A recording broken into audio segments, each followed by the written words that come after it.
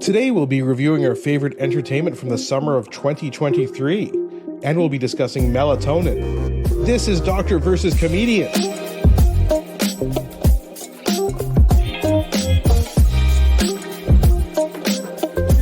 I'm Dr. Asif and this is the Doctor of Laughs. Not a real doctor. Ali Hassan.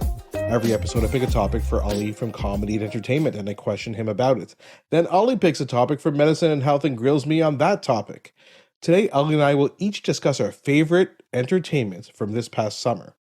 And we'll be discussing melatonin. So, Ali, we're getting back from a big break. We took a month off.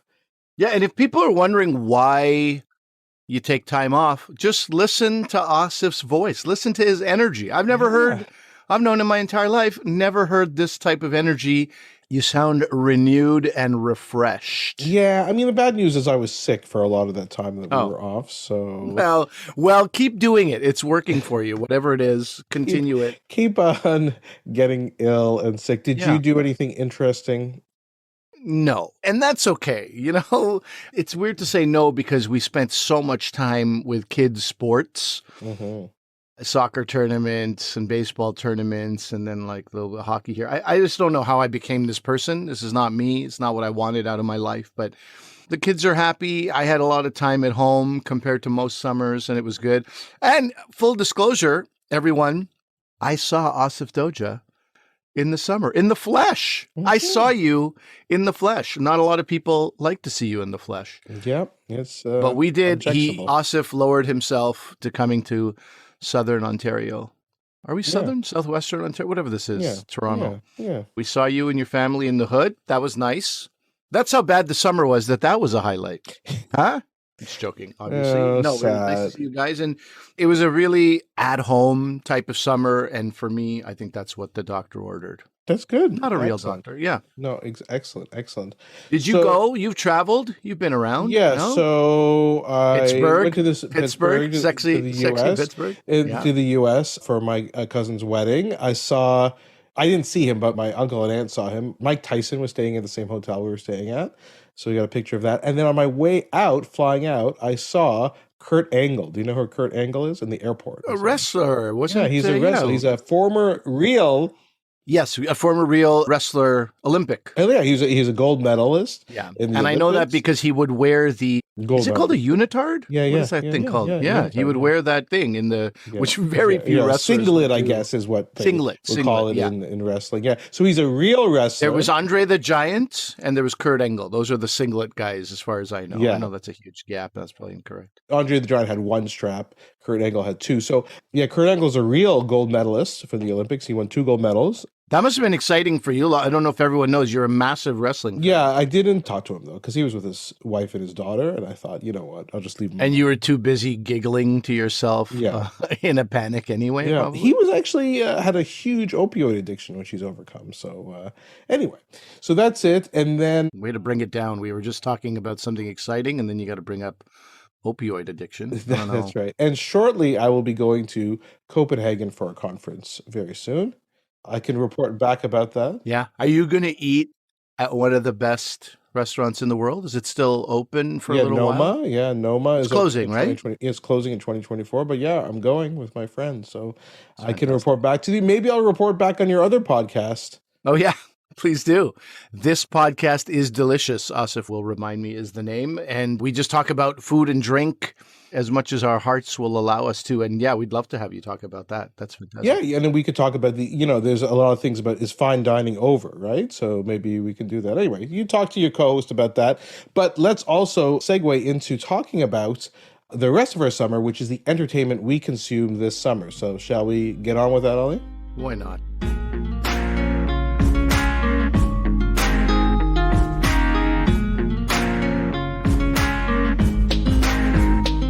Okay, Ali, I thought we would just recap because there have been so much stuff that's happened from an entertainment point of view this past summer. There's, of course, the writer's strike that is still going on, and now there's the actor's strike. Again, Ali is an actor, but in Canada. What's the name of your union in Canada?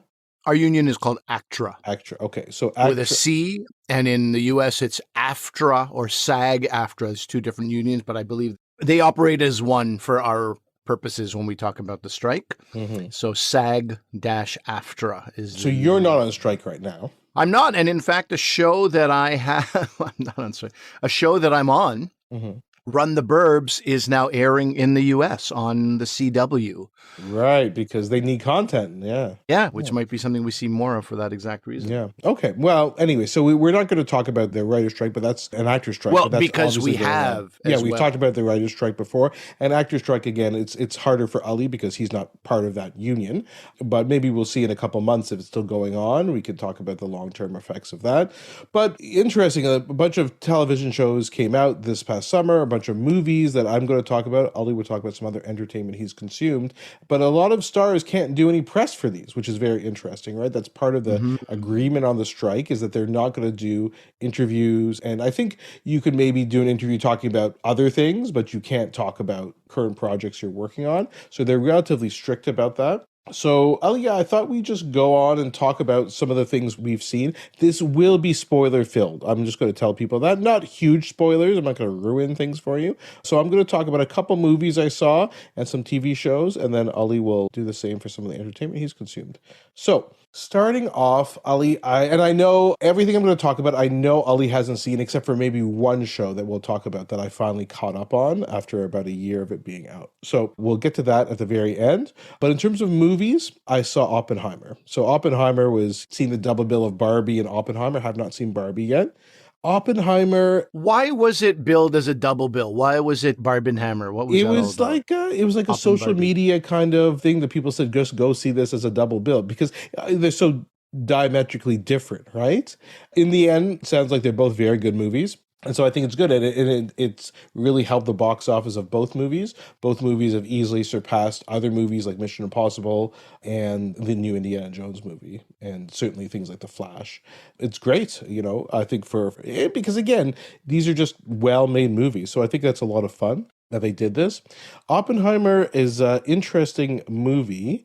I'm trying to describe it in a way. So a lot of people loved it. I went with my friend Brad, who thought it was one of the best movies he's seen in the past 10 years. Absolutely loved it. And I think a lot of people love it. A lot of people saying it's... Wow, that's huge. A lot of people don't know Brad, and he's quite a miserable human being. So for him to say something like that is...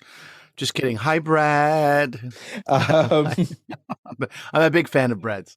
This movie is very interesting. So a lot of people say it's Christopher Nolan's best movie. I'm not sure I'd say that. I definitely need to watch it again. It does play with time structure like a lot of his movies do. Things kind of go back and forth. Yeah. I still haven't forgiven him for Tenet. I will never forgive, but I would go see Oppenheimer. Yeah, I know you hate that movie. So yeah, I think everybody should see it, but I'm going to warn everybody about this. It's a 3-hour movie.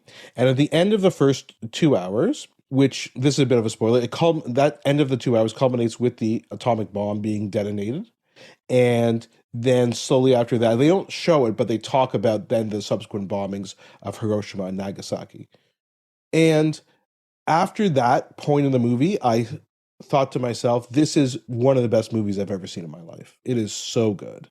The acting is superb.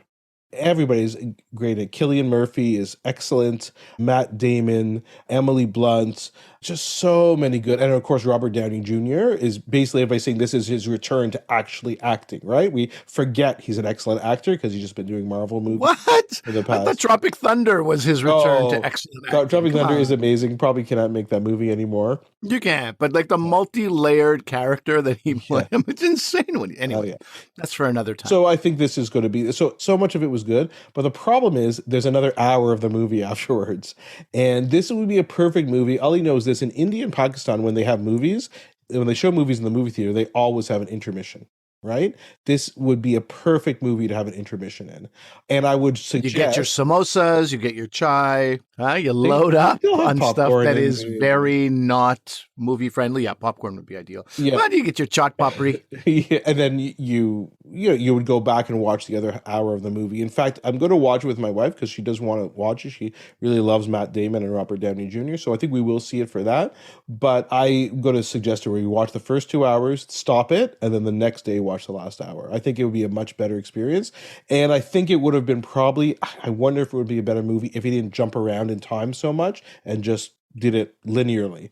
So you've seen it in the theater, just to be clear. You watched it in the theater, obviously. Yeah. You will wait till it's available on streaming and you will watch it in 2 parts. Again, I think so. Though there's a lot to be said for watching in IMAX or 70 millimeter if it's possible to watch it. I heard it's a completely different experience. I didn't watch it like that, but I heard it's amazing. So I don't know. It's a tough movie. I'm very curious as to what other people thought about it. There's also Christopher Nolan has a bit of a hard time writing women, and I don't think that really changes with this movie. There's some real, the very layered performances, and so much the supporting cast does a great job. Josh Hartnett is in this movie. I didn't even recognize him.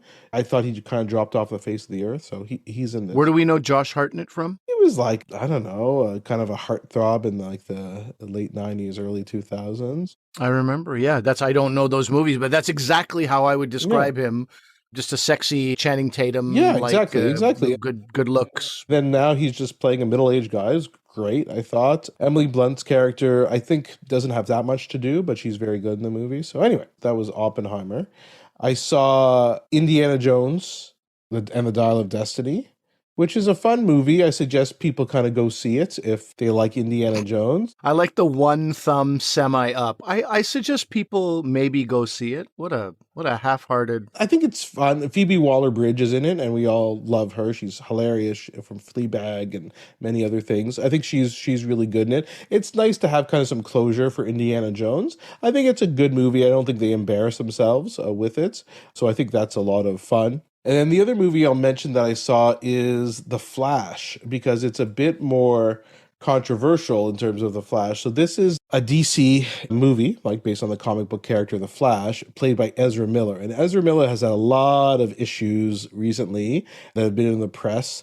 Basically, the guy's has been canceled, and he probably should be canceled. He's a very problematic figure, and I don't really defend anything about him. But then it's tough because they had this movie they spent hundreds of millions of dollars on, and he's the main character, and there's no way you could recast him because it's he's the main character, and it has to do with time travel. It's kind of trying to be a Back to the Future style superhero movie. It's been panned because it has very bad special effects at some points, which it does. The best thing about The Flash, and this isn't a spoiler because it's been in all the previews and posters, is that Michael Keaton returns as Batman in this movie. And you watch Michael Keaton as Batman, and you think to yourself, oh my gosh, they left money on the table for the past 20 years, right? Michael Keaton stopped being Batman in the early 90s.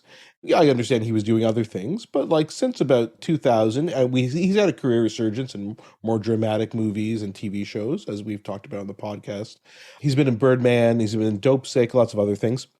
But he is so good as Batman, they could have just been printing money. Right? They could have still done Christopher Nolan Batman movies, the Robert Pattinson movies. They could have done all those things, and at the same time just make a Batman movie with an older Michael Keaton playing Batman. They would have just printed money because he's so charismatic. He's so good in the movie. It's the best part of it is just seeing him playing Batman again, wow. and it's a wasted opportunity for them. That is not in theaters, The Flash, that you saw it. It was. You're right. A lot of these things are going straight to streaming, but it was in the theaters.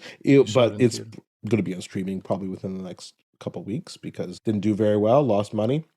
Again, we talked about this before when we did our James Gunn and Guardians of the Galaxy 3. James Gunn is kind of rebooting the whole DC universe. And so this was a Left Behind movie, which is neither fish nor fowl. It wasn't part of the new DC movies, but it's kind of a remnant of the old one. So where does it fit in, right? That was the issue.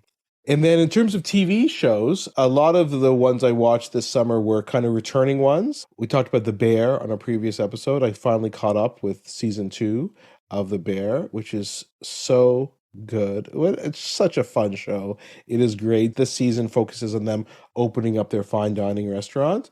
And there's 2 highlights. I won't spoil anything for this. There's 2 highlight episodes. One focuses on a trip to Copenhagen for the person who plays how perfect for you. And so that was really fun and has some interesting guest stars in that. And then there's one which focuses on Richie.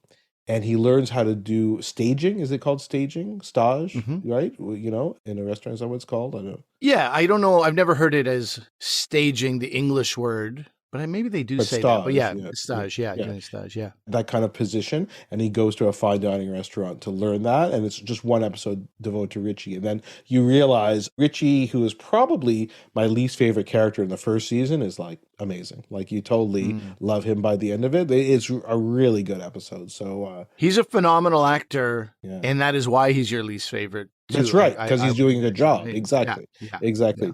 Other returning shows, What We Do in the Shadows. Again, this is the vampire mockumentary. So funny. Like, I laugh out loud at that show. Harley Quinn is back again for another season. If you guys want to catch up on Harley Quinn, this cartoon, it's on Netflix. In the most recent season's not, but the other seasons are. And some of my friends have caught up on it. And again, it's laugh out loud funny, very inappropriate. Never watch it with your kids. With apologies to all the nerds, this is all animated. Is that right? Yeah, Harley Quinn is Okay. animated. And then two things that I caught up that I think you might be interested. Well, one I know you've seen is I watched Fubar, which is this Arnold Schwarzenegger Netflix series. And I was surprised. Again, it was when I was sick, and I didn't really feel like watching anything that took too much mental energy. So I just kind of watched this. It's basically like a fun action movie done over like 8 episodes. The plot is Schwarzenegger is a spy who's about to retire, and then he finds out in the first episode, this is not a spoiler, that his daughter is also a spy in the same agency, and they were both undercover and didn't realize that they were both spies working for the CIA. Anything that has a soupçon of True Lies in it, I'm in. Yeah, this I'm is in. And that's basically probably why I think everybody loved True Lies so much that they're always like, what can we do that, like, hints at that again? This is basically True Lies, the TV show. His daughter is played by a woman named Monica Barbero. I don't know her from before, but she's great. She's really good. No, I'm just trying to think of anybody else you know in this show. Oh, of course. Jay Baruchel, who you've starred in TV shows with before. He plays the fiancé of the daughter. Okay. Gabriel Luna. People know Gabriel Luna, the Mexican actor. He's great in this. Oh, Scott, Scott Thompson's in it too. Scott Thompson. I forgot about That's that. amazing. Yeah. Oh, sorry. Gabriel Luna is American, not Mexican. I apologize. Adam Pally guest stars. I love Adam Pally. And Tom Arnold, who was also in True Lies. So again, this has nothing to do with True Lies, but is very inspired by True Lies. Yeah, of course. Of course. Oh, good stuff. All right. I'll watch it. It's totally fun, but if you think you like it, check it out. If not, don't. And then the other show, just to finish off, that I finally caught up on after a year, and Ali recommended to me, was Severance, which is the Adam Scott show, directed by Ben Stiller, most of the episodes. You've seen Severance, correct? Of course I have, bud. I recommend things after having watched them. But yes, I definitely saw Severance. I was so impressed by Severance. It is such a great show. I really couldn't believe it. I couldn't believe how funny it was. It was much funnier than I thought it was going to be. A real dark funny, not laugh out loud funny, but definitely dark funny. And again, we talk about acting, and we talked about Oppenheimer and the amazing acting. I mean, Severance, the acting in this show is so good. Adam Scott is perfect in it. Christopher Walken's amazing. John Turturro, really like just a masterclass in acting.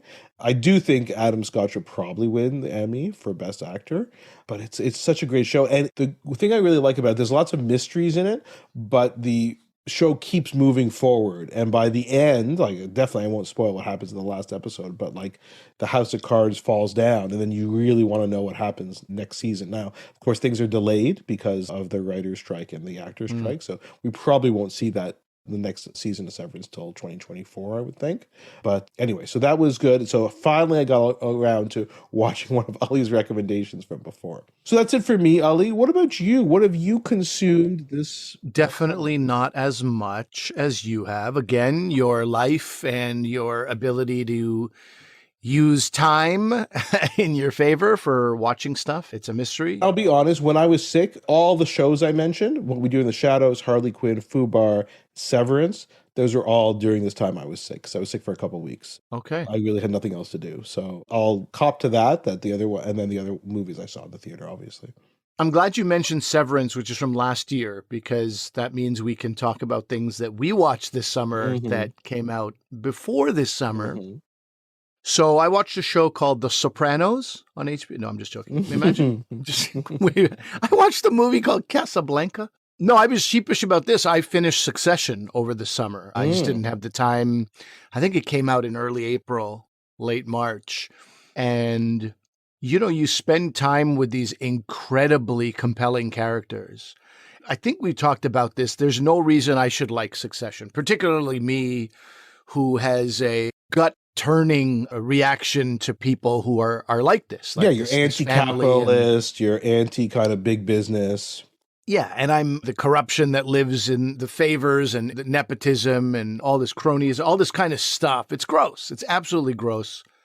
And the fact that I love this show says a lot about this show. It all of a sudden becomes very, very interesting. But I consider this to be just flawless acting. Some of the storylines a bit contrived, to move story forward. I'll say that. But I don't care. Like, the acting performances are so great. I also like the way it ended. And it's almost like you're closing the chapter on people you knew and friends of yours. Like, hey, guys, I guess we're done. We're not working together anymore. It really feels like that.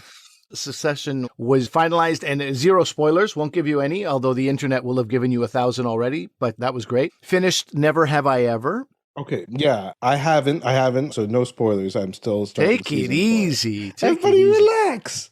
Yeah. Okay. I'll tell you that, it is actually difficult, especially when they're at a certain age. You're trying to keep them in that high school age and this kind of stuff. But these people are like getting older and they're like growing out of their characters a little bit. And I don't know if it ended as strongly as it started, but I remain a fan of that show forever and what they did, what they created, and the success they had. Big fan of all that. Sex Lives of College Girls. Have you seen this show? No, but it's another Mindy Kaling show. It's another Mindy Kaling produced show, yeah. I found it fantastic. I also found it really like laugh out loud moments. I didn't watch it because I'm like, hey, you don't need a 50-year-old man watching something about the word sex and college girls in it. What the hell? My daughter told me you'll probably like it. And that kind of opened my mind. Okay, maybe it's not what I think it is. It was quite good. It was quite good. Some of those acting performances were a little weak and some were absolutely phenomenal. But throughout, like the comedy of the show and the story, I thought was quite good. And finally, I finished Marvelous Ms Maisel, which are you even? I don't even know if we've ever talked about it. Have you watched it at all? We did a whole episode about it. Oh, we did a whole. But I only watched. I've only seen the pilot. That's what it was a thing. There was, yeah. Again, just closing the chapter on something I felt like I was so part of, and it was like really. I enjoyed the show. Again, difficult for them to end as strong as they started, which is a good reason to maybe wrap it up as well. You don't have to do it 10. But I really thought the woman who plays Mrs. Maisel, the lead, is fantastic, surrounded by, Tony Shalhoub and just this fantastic cast of people. I think it's worth watching. I remember hearing an interview with Tony Shalhoub where he was saying that they do a couple of weeks of prep, which is unheard of. And we talked about this on the episode we did, I remember. That's amazing because it is filmed like a music video a little bit. The camera is spinning and people have to land on their marks here. And it's like unedited for like 3, 4, 5 minutes. Sometimes I really found this show to be supremely entertaining. And because of my own love for comedy, we talked about how it's like basically a Joan Rivers ripoff. And so once you can get past that, I don't know, you watch it for what it is. And I found it really interesting and very, very entertaining.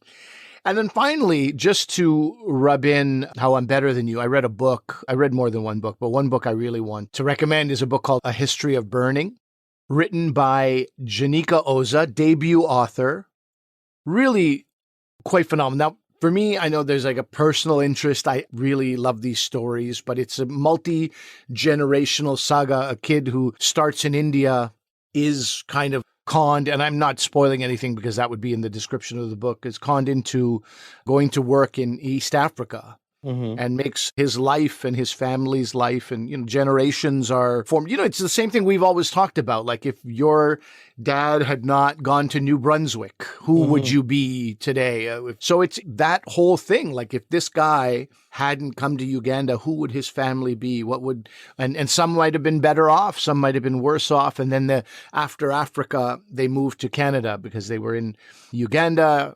Some people who are knowledgeable enough about this era of history know about Idi Amin and kicking out anybody who was not a Black African in the 70s. And so it's about a time and place and families that were really interesting, but it's also incredibly well written. And it spans 3 continents and multiple generations of families. And I couldn't put it down. I found it so engrossing. How did you hear about this book? I heard about this book through my friend J.L. Richardson, who was a book columnist, and now her main thing is that she is a producer of a festival, her own literary festival called the Festival of Literary Diversity in Brampton, Fold, Fold.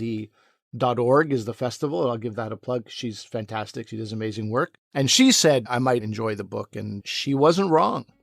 So that's what I can talk to you about, a book.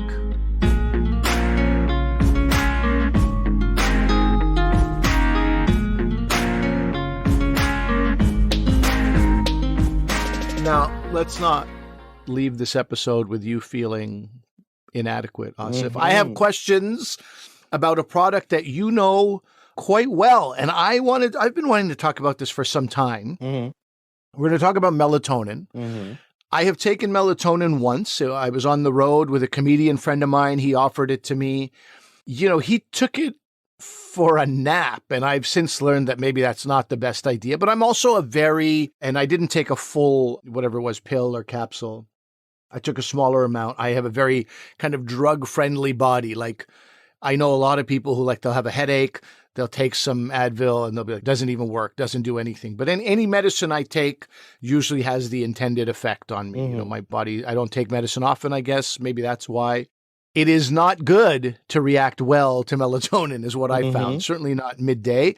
I was groggy for, I don't even, 6 hours. So you took it in the day? You didn't take it? Took it in the day because we desperately needed a nap because we had a show that night and we'd been traveling and we were like, I got to get, and yeah, I think the other, I'm out west, I'm in Calgary. So instead of waking up at 7 a.m., I'm waking up at 5 a.m. Mm-hmm. So I was in a bit of a panic. I was like, I absolutely need to rest. Otherwise this show is not going to go well. The show is a lot of crowd work, off the cuff improv. I need to have a really sort of a clear mind. And so I took it and I probably will never take it again. But ever since then, and I remember being a little what am I taking here? What is this? And my friend explained to me that it was all natural. But since that day, now, of course, this is what happens in the human brain once you're in tune with something or attuned to something, you see it everywhere. But I really do feel like compared to 10 years ago, there has been this proliferation of melatonin. Many people use it. Many people swear by it.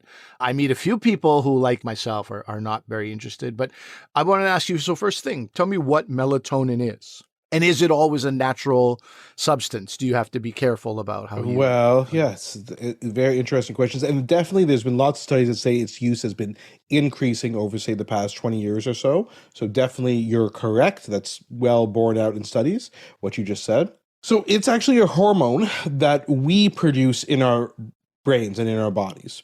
And it's created in something called the pineal gland, which is a small little tiny gland that's basically right in the center of our brain.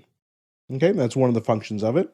And it was first isolated from a cow pineal gland in 1958 by a guy named Aaron Lerner. So the actual name of melatonin, the chemical name, is 5-methoxy-N-acetyltryptamine. Okay, but we call it melatonin. And it's mainly produced in this pineal gland, but it's also produced in other tissues as well, especially the GI tract. So it's similar to adrenaline or things that we produce naturally in our own body. Exactly. Yeah. Okay. So these are, hormones. We'll get into why people take it exogenously or take it as a supplement. Yeah. So we know that melatonin is the synthesis and creation of it in our body, and the secretion is enhanced by darkness. Okay. And it's inhibited by light. So if in a normal human who's just walking around, the secretion will start after sundown and then reaches a peak in the middle of the night between 2 and 4 in the morning and then decreases. Okay? So now we see how melatonin is related to sleep because you get peak levels of melatonin in the middle of the night when you should be asleep. The thing is, melatonin concentrations vary with age. So do you remember, Ali, when kids start sleeping through the night around? No, God, it's embarrassing. I do have 4 children and I should know the answer to that. I don't remember. So usually about 3 or 4 months, okay? Infants secrete very low levels of melatonin before 3 months of age, and then it increases. So you can see that's around the time that kids will be sleeping through the night, and then melatonin level goes up. I'm certainly not ever suggesting you give a baby melatonin, okay? You heard it here first, folks. Sleep through the night, that is crazy talk. You can never do that. We'll talk about using it in kids, older kids later, but definitely that's not what I'm saying. But I'm just telling you that's an example of how it regulates our sleep-wake cycle. Originally, after it was discovered, then we thought, okay, well, we can derive the melatonin to give to people, and that was from the pineal glands of cows, sheep, or pigs, right? But the concern with that was, we remember in like the late 90s, the concern about mad cow disease, right? Which is a prion disease. We'll do a separate episode all about prion diseases because they're very interesting. But this mad cow disease that was kind of going on. So eating brains especially, and the pineal gland is part of a brain, so is a bit sketchy. So about 30 years ago, they started to develop chemically synthesized melatonin, which is synthetic melatonin. So that was cheaper and didn't have the safety concerns. So that's why they ended up starting to do that. The idea is melatonin regulates what's called our circadian rhythms, our sleep-wake rhythms and cycles. So if you take melatonin, you will consume it, and then it works in about 60 minutes, and it helps to initiate the onset of sleep, right? So that's basically how it works. Okay. It is an interesting idea for a script, right?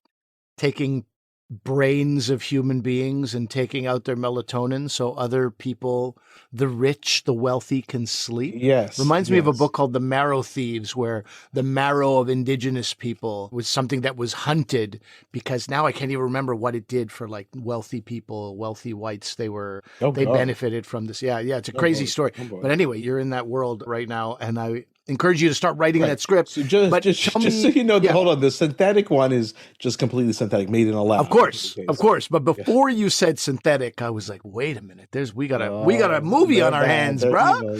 You mentioned how long it's been around for, and it was discovered. What was that, Dr. Lerner? That was the 50s or 60s? Yeah, 50s, yeah.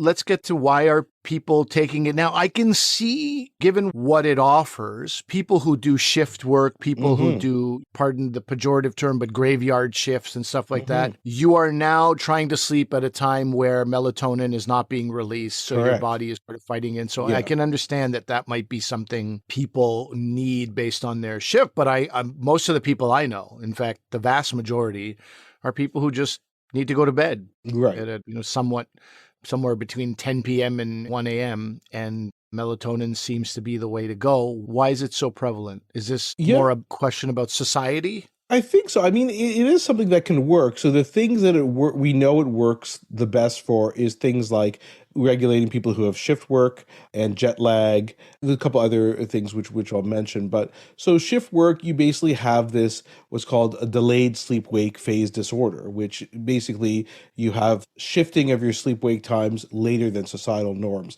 Sometimes that can happen just because of bad habits. So you can think of a teenager staying up late, playing video games, and now they sleep in the morning, right? So that's one thing. But as you mentioned, people who have shift work, that's a part of their job, and that can cause difficulty waking in the morning, excessive daytime sleepiness. So then you can take a melatonin at precise times to help regulate your sleep-wake cycle once you're back off your shifts, right?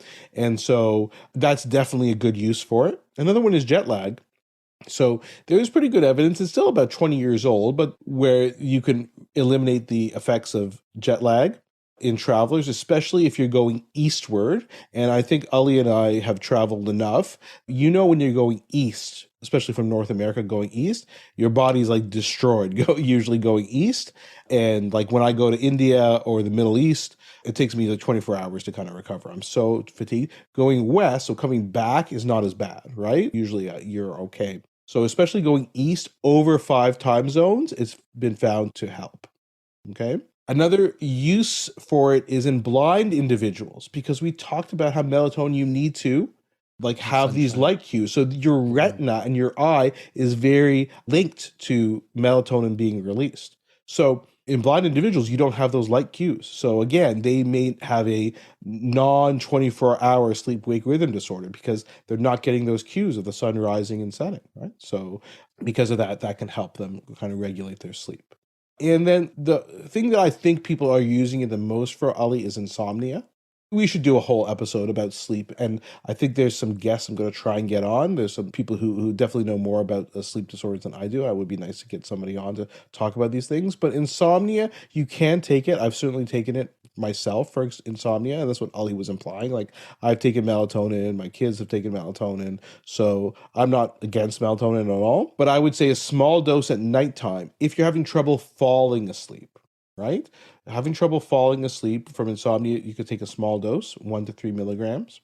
The problem is if you have trouble staying asleep, so you get up in the night, you can't fall back to sleep, that's a bit different, right? You don't necessarily want to be taking that immediate release melatonin at like 3 a.m. when you wake up, because that's going to disrupt your sleep-wake cycle.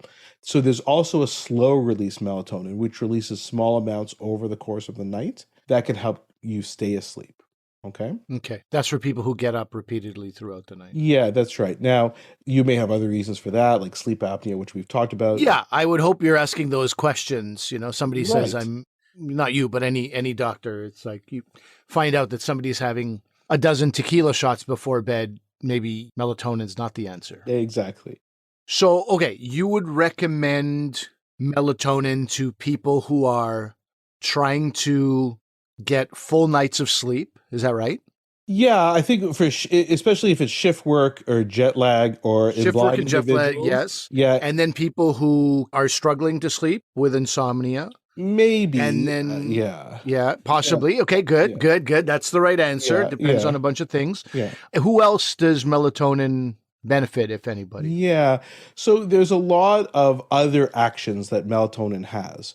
So we know it's involved in blood pressure and cardiovascular regulation, the immune system, and your eye functioning, your retinal functioning. This is your own melatonin in your body does all Yes, these that's things. right. And in theory, exogenous melatonin, taking this pill, would also do this. And probably the thing that people get excited the most about is it is a free radical scavenger. So that's an antioxidant, right? So when we talk about antioxidants, that's what they're doing. They're scavenging these free radical particles.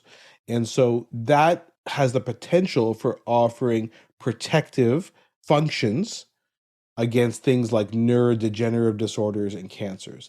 Now, this is all very preliminary, basic science, like animal model evidence, and I don't think that we can recommend it necessarily for all people, but the free radical scavenger and antioxidant functions of it are pretty exciting for people, and they think that maybe it could be used in other disorders. So, for example, in dementia, could it be used? Now, of course, in dementia, you might want to use it anyway because sleep-wake dysregulation occurs in patients with dementia.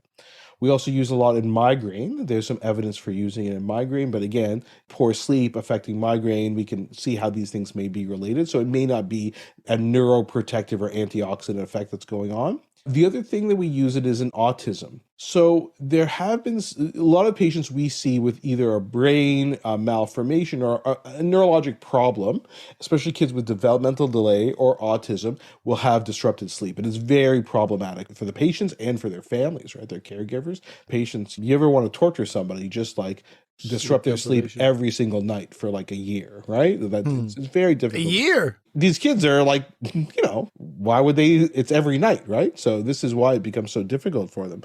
So, but in autism, they know that children with autism are deficient in an enzyme called acetylserotonin O methyltransferase, or ASMT. That is involved in the body making melatonin. So when you give children with autism or neurodevelopmental disabilities melatonin, you're increasing the levels of melatonin in them and perhaps helping to regulate their sleep. Sometimes those patients need a higher dose than normal, and so you should definitely be talking to your physician about that. But I think that is another promising area. Like I said, everything else, using it in cancer and all this stuff, I think it's all still theoretical. I don't think there's anything super solid that I could come across in my research. Okay. When you recommend it for kids, it's the same thing. It's because of trouble sleeping? Yeah, I would recommend a small dose, like 1 to 3 milligrams. Sometimes And we what do higher age? dose. What age do So you start? I probably wouldn't use it under someone less than 5 years of age. I would be a bit hesitant. Again, it's all individual, and that's something you could talk about with your pediatrician or neurologist. But again, there are some concerns that are becoming out. You need to be very careful about this. First of all, children often can't swallow pills, but they have dissolvable pills and they have gummies. But I'll get into the gummy problem in a second. There's a couple of studies that look at phone calls to poison control centers because of inadvertent melatonin ingestion in children less than 5 years of age, and that has significantly increased. A report from the US said that melatonin ingestion, inadvertent ingestion, rose by 530% between 2012 and 2021. Wow. The largest spike occurred between 2019 and 2020, according to this data. So it's becoming more increasing. So they're getting into this. So why are they getting into it? Because it's available in the house more. Plus, available in the house. And it reminds me of when we were talking about edibles. Right. Once you have something in a gummy form, kids are conditioned to think gummies are candy. Delicious and not medicine, or not, medicinal in the case of marijuana. Yeah. And the other issue is, remember, melatonin is not a regulated drug. It is considered a natural supplement. So there's no criteria for the amounts. So it is governed by various organizations in Canada and the US. So it's not like it's not governed.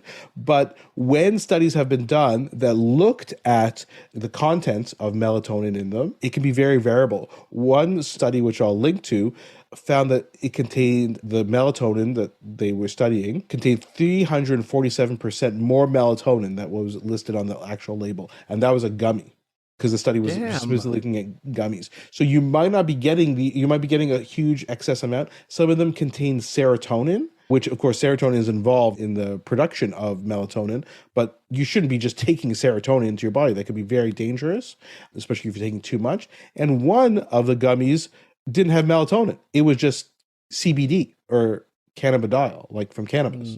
But it says melatonin on it. So you have to be very, very careful about this. And I feel like you should have led with this. I can't believe this is the end of our conversation. You're mentioning this. This is huge. Exactly. Yeah. So I don't know. So this one study basically looked at 31 over-the-counter melatonin products, and they found that the percentage of melatonin was either minus 83% or up to plus 478% of that was listed on the label. Unbelievable. I mean, so dude, you have to. You really buried the lead on this. This is like huge news. You're the worst journalist. This is a big story. Journalist now? I don't know. You could have been. But have been. No, you failed your audition. That's terrible, dude. Because as I told you, the one time I had it, that grogginess was, it was as if somebody made me incredibly jet lagged. Right, exactly. I just couldn't get up. I couldn't move. There was nothing I could do to get myself going. You know the reason why that was a bad idea, okay? We'll get into the side effects maybe right now, but it's because melatonin does not peak in the middle of the day when the sun is out, right? So you're taking it at the completely wrong time, so you're going to feel like it's 3 a.m. This is what shift workers would do. And I took a small amount. Right, exactly. And it was meant for, a 2-3 hour nap. Yeah, people who are shift workers, there are protocols you can follow online that kind of tell you how to kind of regulate the melatonin dose and when you take it. So it's very important to do that. Same thing with jet lag. There's lots of good studies and advice about how to take the melatonin when you're jet lagged. Are there brands that are more reliable? Would this worry about, 80% less or 400% more? It is kind of hard to find good advice on which brands to use and which brands not to. And part of it depends on whether you're in the US or Canada, I know. So it is kind of stressful to try and figure that out. And again, it's another concern. You've gotten me very stressed, actually. I will never use it.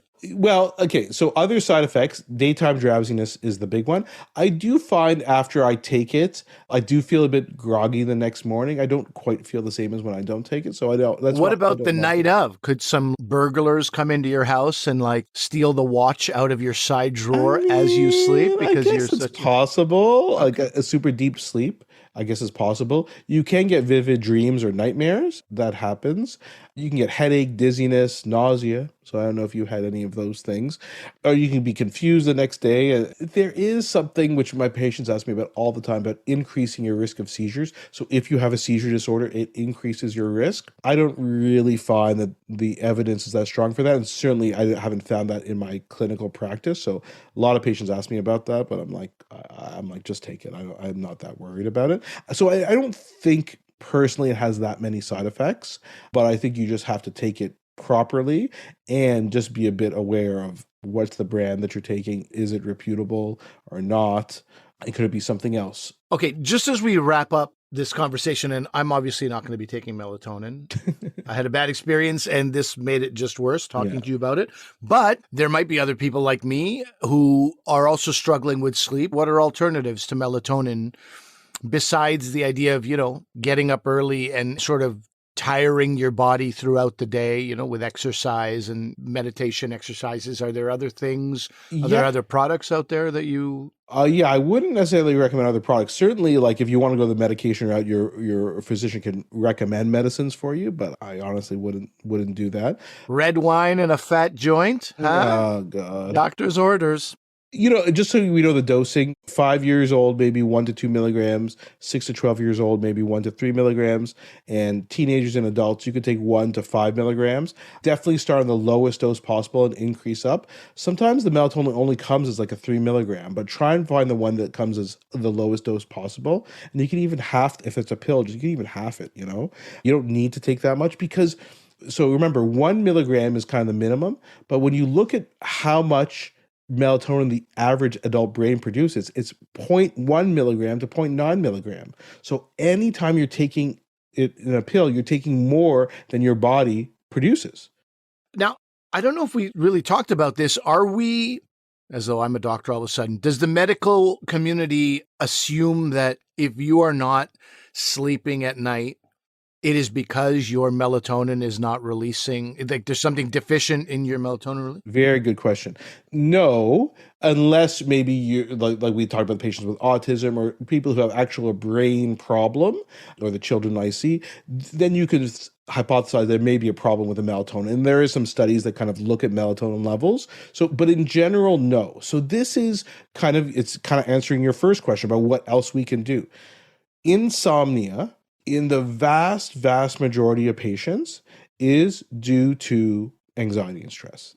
The vast majority. And I think when we all think about ourselves, when we've had trouble sleeping, that's like, so maybe addressing the underlying issue. So it's not because you have a deficiency of melatonin. So the melatonin is kind of helping that. It's the treatment, but it's not the underlying problem, right?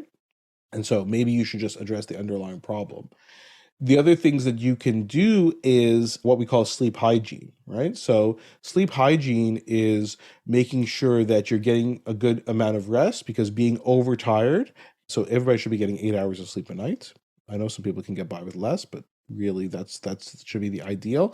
If you're staying up late, sometimes that in itself makes, you think you're staying up late, I should be able to fall asleep well, but sometimes that, because now you're off your cycle, again, it becomes hard to fall asleep. You should only use your bed for sleeping and not for anything else. So not for watching TV.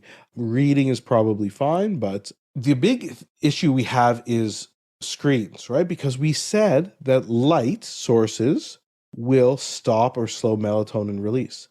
That also includes blue light from smartphones, laptops, tablets, etc. So when we're on our phones, we're purposely suppressing our melatonin levels. So that's why we suggest that you don't have any screens for an hour before you're going to fall asleep. And so reading is good. There's some people who suggest reading fiction is better than nonfiction. Nonfiction is too real, so read fiction. The reading is good, and then of course not drinking anything beforehand, so you don't have to get up and go to the bathroom. So those people have not read some of the books I've read. There's some fiction I've read that has kept me awake for the entire night, just in fear of, especially like sci-fi or apocalyptic stuff. Yeah. One of the greatest books I ever read is called American War. But do not read that at night. Marrow Thieves that I mentioned earlier, also do not read that at night. So that's not really the best. Read about Winston Churchill, Napoleon. Read biographies. That's what I think. So other things is exercise every day. I think we all know this, right? People who exercise every day. You notice this the most when you're exercising a lot and then you're sleeping really well. Then you stop exercising and you think that you're going to have more energy, but you actually have less, and then you can't sleep. It's like all backwards, right? So exercising for sure. And caffeinated products, obviously, you need to limit. The best thing you could do if you're having trouble sleeping, no more caffeinated products. Just eliminate them completely from your diet. I'm really glad you mentioned that. I have a couple of friends, culturally, because where they come from in the world, they cannot fathom the idea of not having coffee. But there are also people who will have coffee after dinner, right? A little shot of espresso. No, it's just a shot of espresso. And then these are people who have trouble sleeping. I'm like, caffeine. And then the response I often hear is like, well, I can have a shot of coffee and go straight to bed. I'm like, yeah, that's fine. But what is happening? That caffeine is in your system while you're sleeping. And obviously you're having, from a personal standpoint, I was told by somebody, I was like bossed around basically by somebody who was not a doctor, but somebody who had also struggled with sleeping.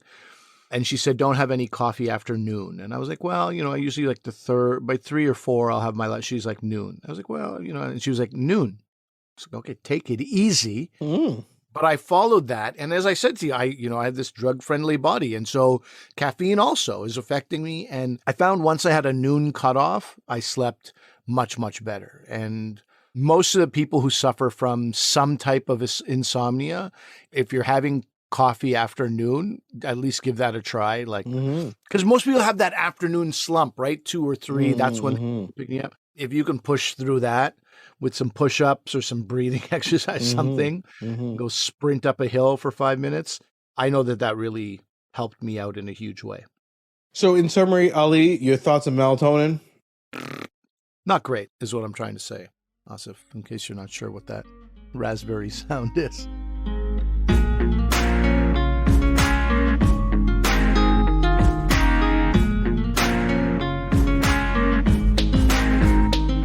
So that's our episode for today. Let us know what you guys thought about this episode, what you thought about our thoughts on entertainment we consumed this summer. Did you agree or disagree? I bet you lots of people are going to disagree with me, especially about Oppenheimer.